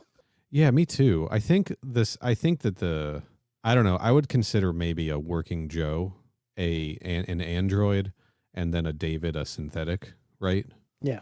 Would that check out? But I don't know what a construct is. Maybe a construct is that, like that Audi lunar rover that was in Covenant. I don't know. I truly don't know. But anyway, right. But this is where, so he does all this research and he puts this down in his notebook or his journal or on his probe, or he writes it on the floor or the ceiling or whatever. And this is what gives Francis that idea to filter the pathogen through Eldon in the Prometheus arc. They just like, it's just laying out all of the information. This dude though, this guy, Russell is just like, he just understands a lot about this stuff in this universe very, very quickly, honestly. It's I guess I believe it. He seems like a smart cookie, you know? I mean, it's been like something like 3.5 months or so. And well, it's like 4.5 months, I guess. And he's done nothing but this also, right? And yeah, it's like I said earlier, it's kind of implied he's just like living by himself in this cave doing nothing but this research. So I'm not saying necessarily that it's easy to believe, but in the context of a comic book about aliens, I'd buy it, you know? But this is what I mentioned a while ago that I don't fully understand. As he's having this like obsessive breakdown, right, in his cave, and we see like the full page spread where we see he's written all over the walls and the floor and everything. Up in the top left corner there, we see xenomorph eggs. We see ovomorphs. We see an open one and we see a closed one, right? Okay. It's very clearly those. And I remember seeing those in the cave in the Prometheus chapter as well. One of these is closed. What do you think that's about? Where do you think he got these, for starters? This implies that he went back to the onager, right? It sure does. And got these out, even though there's a hive and a queen there. Or were these just like put out there by drones somewhere? Why is one of them closed and he's safe around it? Do you think it's something about him being exposed to pathogen or the environment? Like, because we've seen that the xenomorphs don't like pathogen kale, right? Do you think that this mountain being biologically mutated by the pathogen is somehow affecting the ovomorph? Or am I just like thinking way too hard about this shit? I hate to break it to you, but I can't really meaningfully contribute to this line of thought because I didn't notice those ovomorphs in that panel while I was reading the comic. Okay. So you telling me all this stuff, this is all brand new information to me. Like, I didn't know those ovos were there. So I was like, oh shit, I don't even fucking know what that means. Okay. Well, I'm just going to ask, I'm going to ask the big questions, because when I see something in these that doesn't seem to make sense based on what I've known about the franchise, right? The way I understand these things to work, I'm going to wonder what's different. And the thing that seems to be different is either either Russell being pathogen poisoned to such a low amount that maybe the ovomorph isn't going to register him as a potential like subject, right? Because of his mutation that's going on in his brain, or because the ovomorph feels like it's in a hostile environment because it's within something that is pathogen mutated. It's just like in a state of preservation or something because it doesn't think it'll survive or have a viable chance of finding a host. That's going to be my read on the situation. I'm going to ask this, because like I said, since I didn't see those ovomorphs in the first place, I can't really contribute much to this line of thought. So let me ask you this one question, and then we'll move on after that. But earlier on in one of the previous issues, we did see somebody standing in front of a plant that looked a lot like an ovomorph and still even opened in a similar way. Are you sure it's not one of those? I am. I'm actually sending you a picture from the page of the ovomorphs, and in the opposite corner is one of those plants. I will send that to you also for comparison. Okay, yes, I'm looking at it now, and you are correct. Those definitely are ovomorphs, because those ovomorph-looking plants that I was referring to that we saw in an earlier issue, they only had 3 petals, and they opened up all the way to the base of the plant. Right. So yes, that is definitely not what they looked like. So yeah, those are straight up ass ovomorphs. You're correct. So I don't know. Yeah, I did send you a picture of the plant, the ovomorph looking plant that he also has in there. Yeah. It's some kind of a different species, I suppose. But yeah, they're almost like hidden up there too with the shadows and everything, the way the artwork is.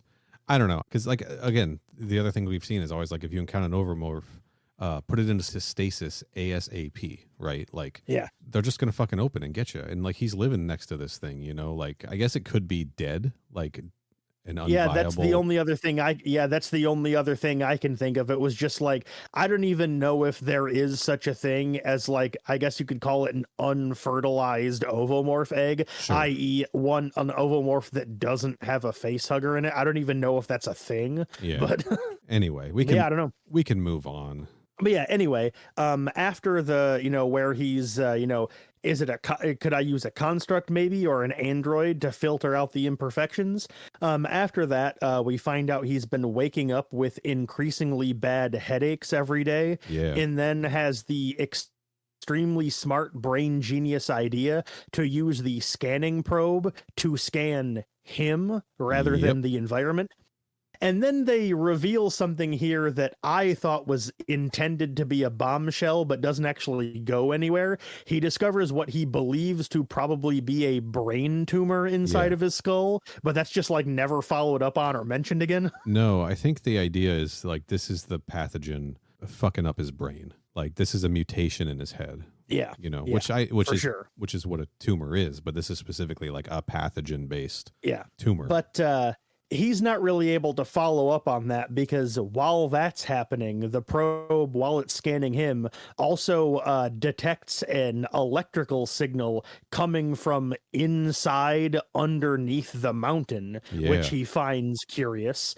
And but we never really get a follow up on that either, because it smash cuts to a week later and he's tending a graveyard where presumably he's buried all of the bodies he could find. And he speaks to Genevieve, who we presume is in the graveyard as well at this point. We don't know for sure, but he's saying, we never find out, but yeah. You're not around to tend to the graveyard. I'm doing it for you.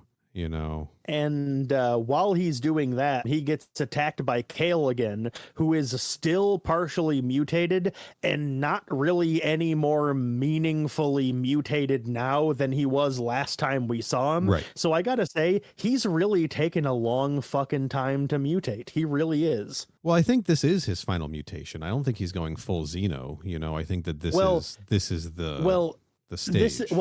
Here's the thing. This is his final mutation regardless, because he's about to get killed. So we never find out if it progresses any further than this. That's fair. But this is, I think he's got a little bit more of a Xeno-like tube on the side of his head, right?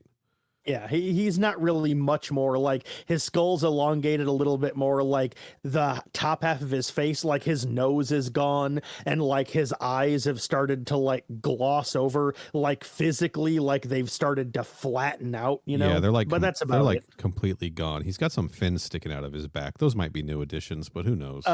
He also has claws now because he uses those claws to slice Russell's stomach open. Sure. And but during the fight, Russell impales him like underneath up through the chin with a stake and presumably kills him. Not with a stake, with a cross, he Evil Dead 2's him in the fucking face, dude. Well, it's like, stake STAKE. So I mean, he impales him with a piece of wood. Let's just be real. So. He pulls one of the crosses out of the graves, hits him with it, and it cracks, and then he shoves the splintered end up into the dude's chin.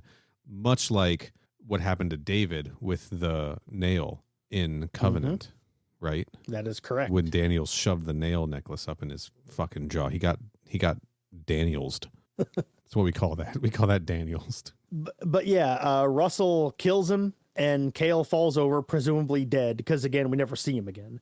Unfortunately, there is a whole host of regular xenomorphs that were like, I guess, waiting in the underbrush and like charge out and descend upon him.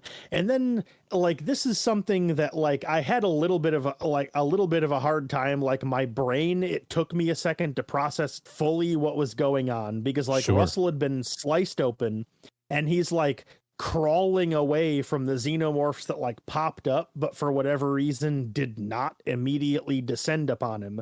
And so he's crawling away, and then he comes across a puddle of pathogen, and then it kind of like freezes, like what happens in an opera. Like, you know, when someone busts out into song, the song's 3 minutes long, but in the context of the story, it happens like in 5 seconds or whatever, that kind of thing. Right. He kind of has this like, you know, he kind of has like a recollection of voiceover he made earlier about how possibly, you know, the pathogen not just might be able to heal you, but also will make you like more resistant and like more able to survive in the environment you are. And so he, like, you know, seeing the wound on him, seeing him about to get attacked by xenomorphs, reaches his hand towards the puddle of pathogen to stick it in. But before his hand actually, like before we actually see his hand go into the puddle, we see a wide shot of above the forest and him screaming as the xenomorphs presumably rip him apart. So we don't actually know if he was able to get into the pathogen or not. Right. But that is also how issue 4 ends. So we're never going to know, because that's the end of the story. That's the end of the story, unless he pops up in one of the other series, right? I should say it's the end of the story, except there is kind of an issue 5. Did you know this? I did. It is in the trade paperback, but let's not talk about that quite yet. I think that there's a few things about this main story that I do want to discuss still. Okay. Back when he was scanning the mountain and detected the signal beneath the mountain that is human in origin, and he says it's coming from beneath the mountain. What the heck is down there? Did the mountain eat somebody? Will it eat me? It's an interesting idea. I believe that this is one of the hints towards the mountain being the Deacon, and the idea is the signal he's reading was the emergency beacon from the med pod. From the escape pod, from the Prometheus. And the Deacon just sort of, after it busted out of the engineer, just started to grow around, like in the pathogen spill from the Juggernaut. It just started to grow around that escape pod. Then let me ask you something. Yeah. If that's what happened, why did the Deacon stay there long enough for it to start getting bigger than the med pod? Why did the Deacon not just like run off after it was born? You know, like why did it stay there? I believe she locked the door when she left. Oh, so it was trapped in there. I got you. Okay. I'm thinking it was maybe, I don't remember if she locked the door or not. Either it was trapped or when it did come out, maybe it was weak and it didn't really have much to eat aside from the dead engineer, which is, I guess, is a lot of meat, really. But at that point, the Juggernaut had crashed and presumably the pathogen spill had started, and maybe it just got kind of exposed right away. I'm not sure. Because it was some time after. We don't know how soon after it was that the thing actually burst, because Shaw was able to leave the planet, do all the preparations with David and get him onto the other Juggernaut and leave the planet before we saw the thing burst out of the dead engineer. So it could have been a month later, right? It could have been a couple days later, long enough maybe for that spill to happen and the Deacon to get exposed to it and start mutating into this giant mountain. Which, by the way, I have one brief aside, because this is not like a how about we think about this? This is like a genuine question that like I don't remember the answer to, and you probably do. So it's simply like a yes or no question. Let's see. During like when that happened, like when the Deacon was birthed, was the trilobite also dead? I believe the trilobite is dead at that point. I believe we see it dead at that point. So then the engineer and the trilobite, when they were fighting each other, it was kind of an end of Aliens aftermath situation where they killed each other then? I think so. Or presumably, I think what I've always assumed is much like the face hugger. Once the trilobite has implanted its embryo, okay, that's fair. That's dies. fair. You know. Yeah, that's a good point. For whatever reason, even though like the trilobite is literally intended to be like the equivalent to a face hugger, for whatever reason, it like that thought didn't occur to me that biologically it would also work the same way. So yeah, that's fair. It is 100 times larger than a face hugger. It would make sense that it would be more than just like a one and done kind of creature, right? Yeah, that's fair. So that's a fair assumption, but I was just like, oh, well, it's the life cycle, right? They're teasing the life cycle. Like this is a proto face hugger. So yeah, that's fair. It's going to follow the same rules. The other thing I just wanted to note here from the end is when Kale is stabbed in the neck and laying on the ground, bleeding out, it is red blood, which I think is kind of interesting because didn't Fifield, I guess Fifield got burned to death, right? He sure did. But to talk about Fireteam Elite again, when you kill pathogen mutants in that, human pathogen mutants, it's all black blood. It's not red. So I don't think it means anything. But if you want to like be a weirdo like me and think about it, like this means something. You know what I mean? Maybe I'm misremembering the scene, but in the scene where Fifield like attacks them after he's mostly mutated, didn't they like pull out guns and start shooting him at one point? Let's go to the tape. Yeah, I seem to vaguely recall it wasn't like a complete beatdown on their end. Like I'm pretty sure they like pulled out weapons and like fought back. They drew some blood. Yeah, I think they did. But like that's one thing I've noticed about this comic.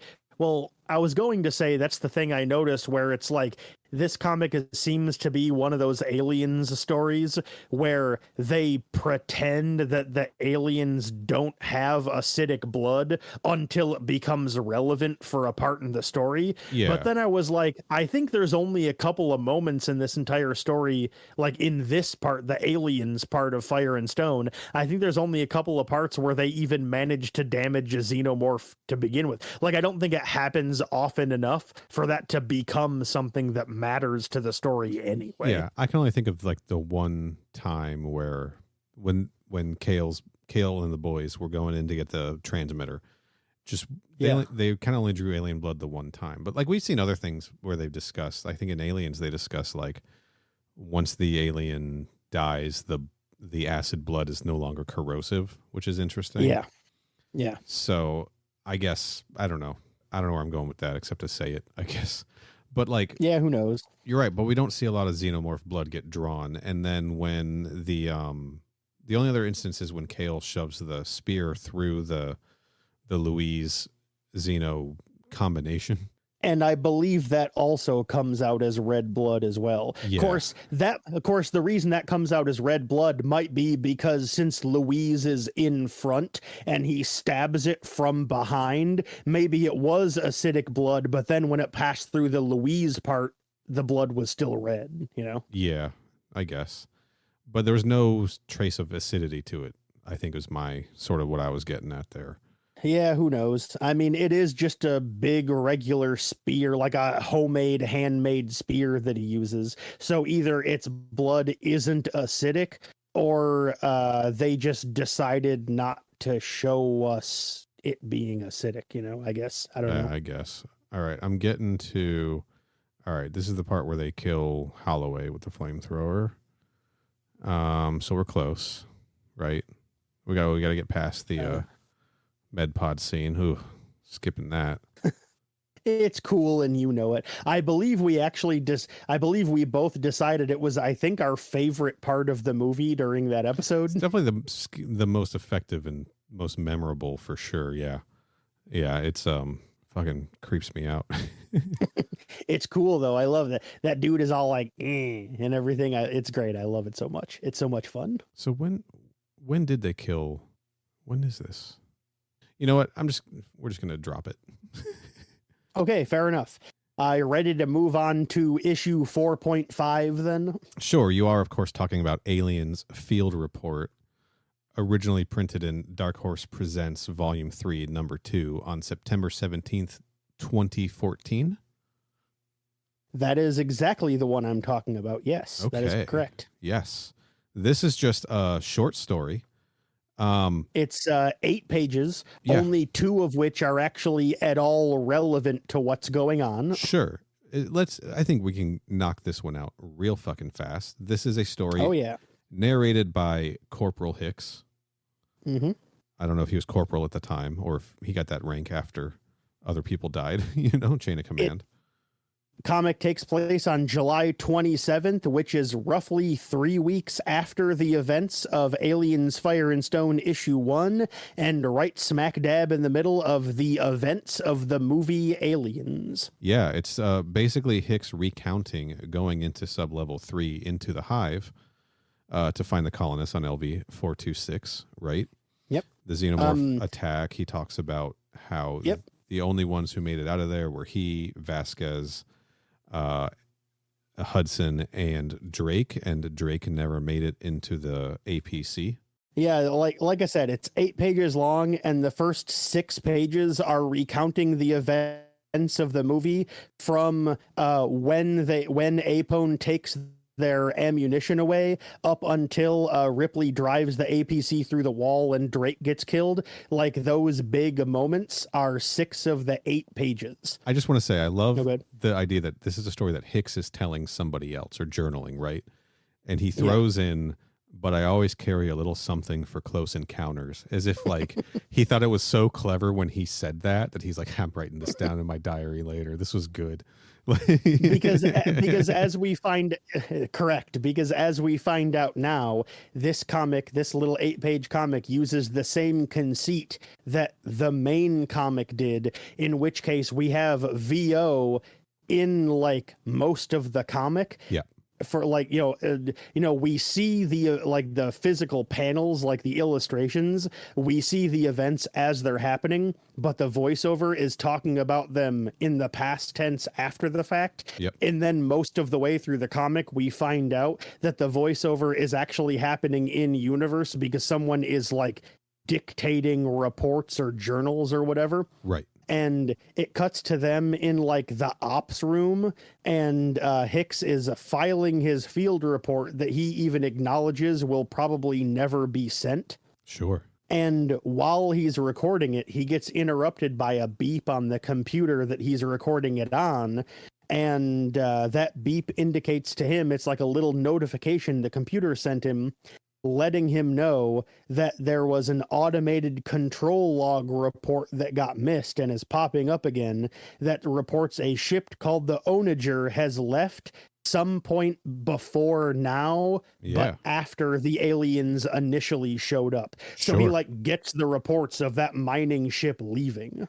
And then he is interrupted from investigating that further by a fire in the med lab. And so the final panel is him grabbing the little fire extinguisher and telling Hudson and Vasquez to meet him in the med bay. And we already saw how that played out. And that is the end of the issue. It is. A nice little detail there where they're like, we're squeezing this concept of the Onager escaping LV-426 into canon. We're going to make this fit in the universe, and it's passable too, because he's typing his field report when he gets the notification, so we see that it happened in that series of events, right? But then that's also the turning point of the movie where the xenomorphs break in, right? Because this is right at this, like, he's running off to save Ripley and Newt from the facehuggers that Burke put in there, and then shit just goes wild after that, right?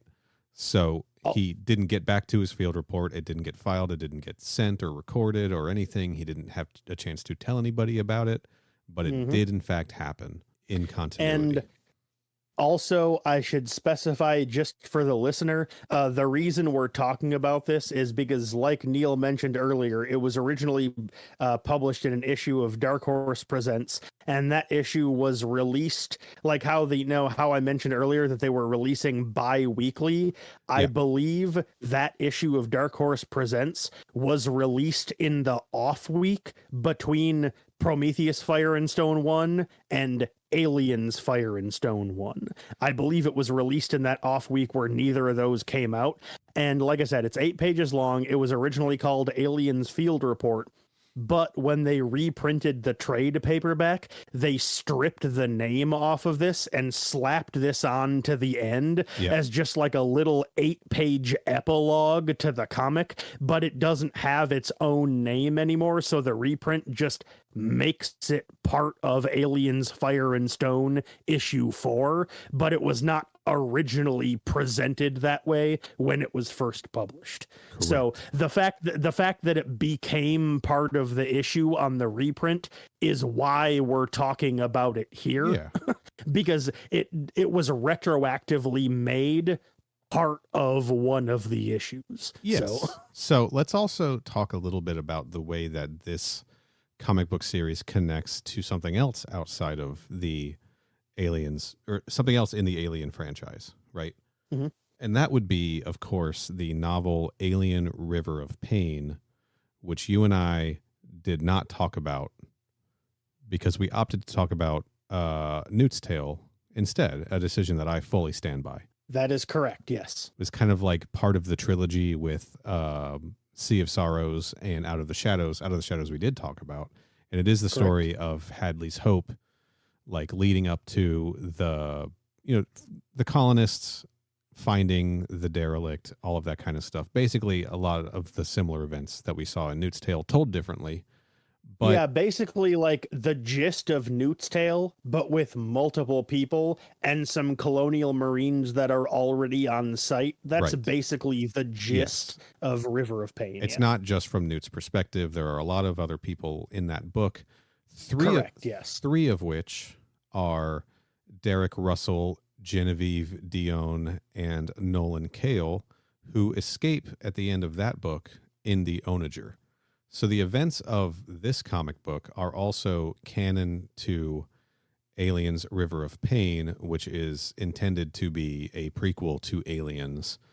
It's all connected, right? It sure is. I was even reading a thing that said that the author of this comic was in contact regularly with the author of River of Pain because like he was using those characters. So like every time something would happen, like he had something happen to these characters, he was like, I just wanted to make sure it doesn't contradict what they do in that book. So yeah, that was like something that the two of them worked out to make sure stayed and like aligned in continuity with each other. Yeah. And I'm not a stickler for continuity. I'm more of a stickler for things working, like the mechanics working consistently than I am everything has to be connected in the same universe and canon and whatever else, right? But I do think it's interesting that they were like, we're gonna do kind of an expanded universe thing. We're gonna make these Dark Horse comics align with the movies and with the novels that are also trying to align with the movies. It was a fun era of alien stuff, honestly. Like that was a time where I think that was around the time that I first kind of read these Fire and Stone comics. And also, like, I was hooked on those Audible audio dramas and just Aliens audiobooks in general at that time. Yeah. You know? Because thinking about it now, I believe this came out like late 2014 into early 2015, which Something like 2014 is also when the Out of the Shadows trilogy came out. Right. And that is also when Isolation came out. Yes, Isolation too. That was huge at that time for So me. yeah, 2014 was like the really big initial push by 20th Century to be like, we're creating an expanded universe franchise the way Star Wars has. We're doing it with Right. Alien, baby. It's happening. And I think you hit the nail on the head. Like the expanded universe is a concept I can really get into versus like the everything is a sequel to everything, right? Like I like a reference to another event. I don't need, but I wanted things to be able to stand on their own independently also. And it was just a good era for that for me. Like that was probably the time I did the most exploring of ancillary alien media was in those like probably from the release of Prometheus through like 2015. Nice. Yeah. And it was a good time. So I appreciate the effort here. And I think that, Kenny, we got to add on to as long as we're covering aliens stuff, I think that we need to just go ahead and tackle River of Pain, especially because there's established characters that from this comic book that are in that too. And I want to spend a little bit more time getting to know them. Well, we can do that pretty soon, probably. However, there is something else that we were discussing doing before that, if you want to take it away. I do, but I don't want to do that quite yet. I want to ask. Oh, okay. Got it. I do want to ask you, overall, what did you think of this story arc? Here's the thing. I didn't have a problem with it for what it is, but I can't help but compare it to the Prometheus part of this arc. And I think ultimately I liked that part better than this one. This one does stuff that I think is cool, that I do like, but not ultimately, but part of the reason why is because just like so much stuff in the Aliens extended franchise universe, this hinges on and is tied to aliens. Right. And that's not a problem to me because of my opinion on aliens. It's a problem to me in the same way that like how 70% of the Star Wars extended universe is connected to A New Hope in some way. Right. And it's like, we have already heard this story. I don't need every single fucking thing to be an iteration or a build on of this one story. There are other things that have happened in the Alien universe that aren't the events of Aliens. So I don't need everything to always just be tied to the events of Aliens. It's like, I get it. I didn't forget what happened in the movie. Please tell me some other story. But other than that, discounting that, I did think it was pretty cool. And there are a lot of really cool moments like, the Louisamorph, mutated Kale. Yeah. That's cool stuff. That's the stuff that like when I was reading Prometheus Fire and Stone and like I saw the engineer walking through the forest, like dragging that dead xenomorph that he clearly beat to death with his fists. Like that is fucking cool. And I got the same vibe from that I did when I saw the Louisamorph. I was like, that is something cool. I genuinely didn't expect to happen. And it's making me go, damn, this is going cool places. But ultimately, I think I did like the Prometheus part a little better, but I thought this was a pretty cool comic. I thought it was fun. I don't think it needed to be 4 issues. They probably could have trimmed it down to 3, but I thought it was cool for what it was. A little counter to your thoughts. I kind of liked that this was trying to pull in some Prometheus stuff, right? Like I think I liked that in the Prometheus arc as well. It didn't just feel like, I mean, it's connected, it's tied to Aliens, but then what we're seeing is not a repeat of what happened in Aliens. You know, we're seeing these other things start factoring in. That is correct. I will Right. give it credit for that. It was not just doing Aliens again. That is a good point. In fact, I think it was doing Aliens even less than the Prometheus Fire and Stone series was, because that one actually that one included Marines as well. Or former Marines, true. right? That's true. Soldiers with guns and stuff. And this was a little, I mean, the survival aspect of this was interesting, in my opinion, because the refugees were not, the survivors were not like loaded up with weapons, and they were like trying to survive. I think I would have liked them to spend a little bit more time on that, as opposed to Russell just doing his weird experiments. And I also agree that this probably didn't need that fourth issue, because it just kind of fizzled out.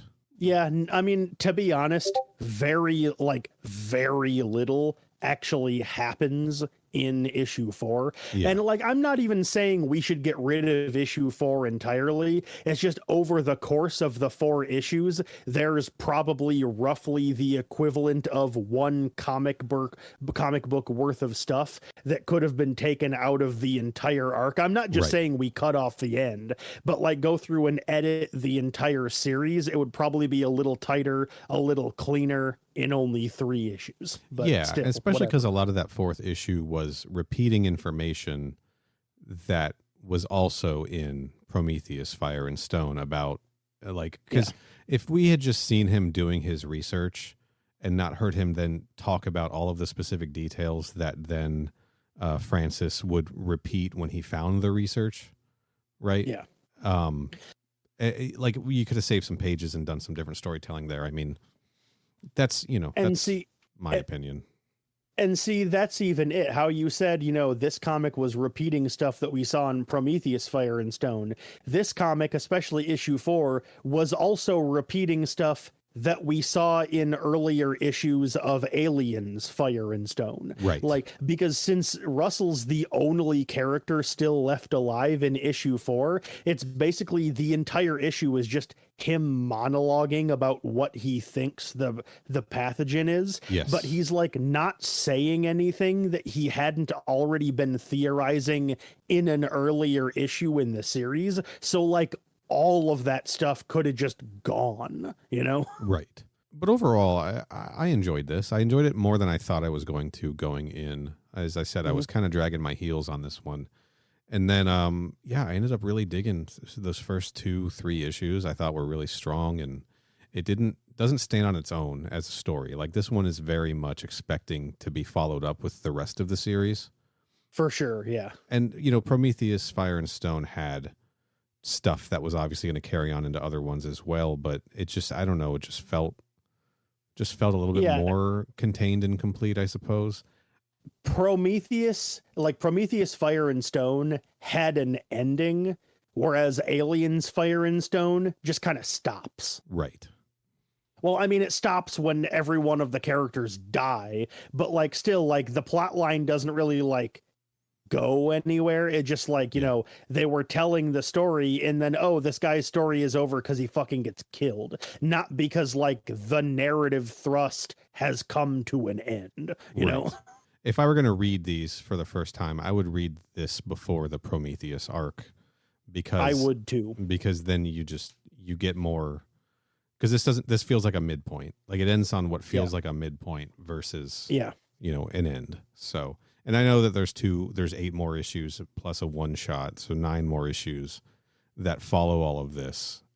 And hopefully by the end of it, it tells a complete story, right? Yeah, I'm hoping so too. But listener, we're not going to be covering those right away, because the next part of the arc is when predators show up. Sure. So we're going to be talking about those a little bit later on. Yeah, we're going to talk about those alongside the Alien versus Predator movies.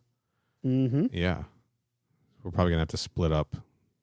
And we'll figure it out. But we'll figure it out. But as you were teasing a few minutes ago, next time we will be diving into yet another comic book series that takes place after the movie Aliens. But this time, what did we decide it was called? It was called... I believe it is called Aliens Outbreak, I believe is its name. I'm actually looking it up right now just to make sure, but I believe that is its name. Right. I've always referred to it as just the Aliens comic series. Aliens book one. Yeah, that's because when it originally came out, the comic was just called Aliens, but then when they made other like parts and like sequels to it and stuff, Yes. when they made the trade for it, they had to retroactively give it a name in the same way that the Marvel Alien Volume 1, the trade paperback, retroactively got called Bloodlines. This was retroactively renamed Outbreak when they started reprinting the trade paperbacks. We will be reading the Mark Verheiden penned Aliens Outbreak from Dark Horse Comics, formerly Aliens Book 1 and Aliens Volume 1 Outbreak. A 6-issue limited series, originally released July 1988 to July 1989, a direct sequel to the 1986 film Aliens. Now, I believe all of the versions available digitally now do use the characters of Hicks and Newt. Mm-hmm.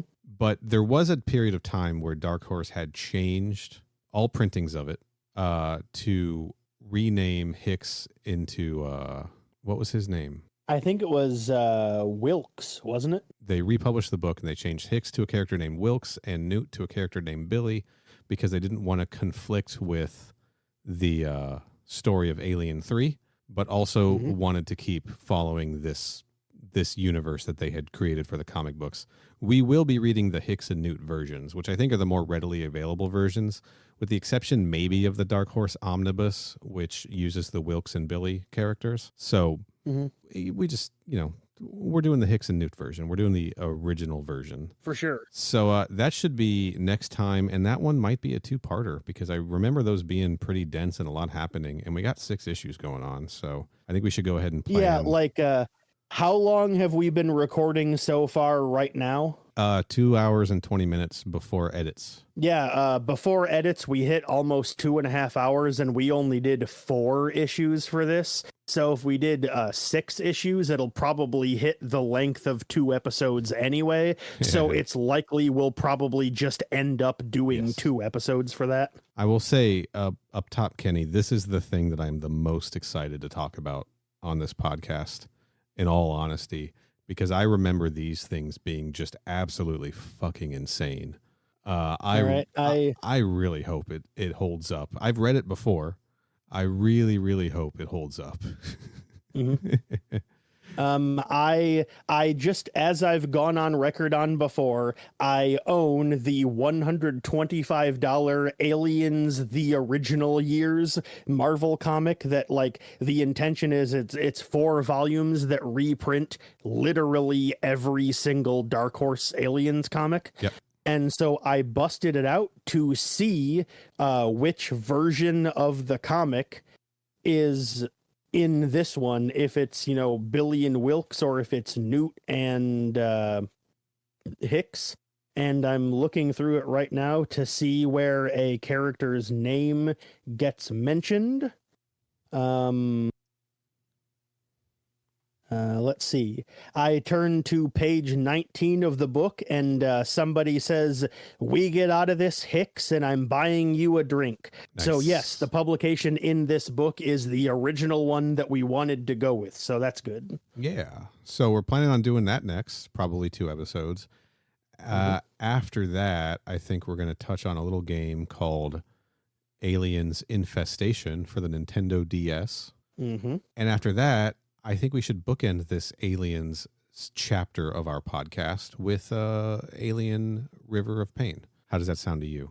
Sounds great to me. I believe we did the Newt's Tale episode before we did the Aliens episode. Yeah. So now we'll bookend it. Yeah, we started it off with Newt's Tale. We finish it off with Newt and Company's Tale, I suppose. So. There we go.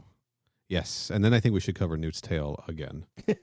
No, just me. All right, let's stay tuned for that, folks. I mean, on one hand, I wouldn't necessarily be opposed to it. On the other hand, if we're going to recover something we already did on the show, Newt's Tale would not be my number 1 pick. So okay, fair enough.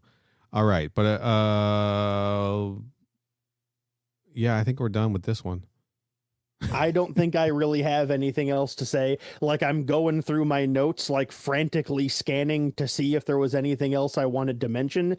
And I think I pretty much hit everything I wanted to say. So I think we're good. All right. Well, I think we should make like a tree and get out of here.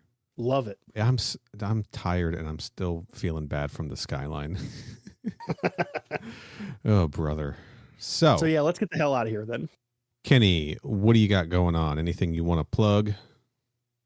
Well, you can go and check out my Twitter account. My handle is at CYHOBBEZ. And with all the changes the new CEO of Twitter has been making, who knows how long the site will even exist. So during the little bit of time you'll still have on it, you may as well come by and follow me and check me out on there. Yeah, let's get him verified. Somebody give us $8. You can find me on Twitter at Final Neal and Instagram at Final Neal Retro. And I do another podcast about Mortal Kombat stuff, movies, TV shows, comic books, novels, similar to this show, but different because it's Mortal Kombat. You can find that at mkpodquest.com. Or just search MK Podquest in your podcast app. And while you're there, subscribe to this show, Crew Expendable. Kenny, where can people find this show on the internet?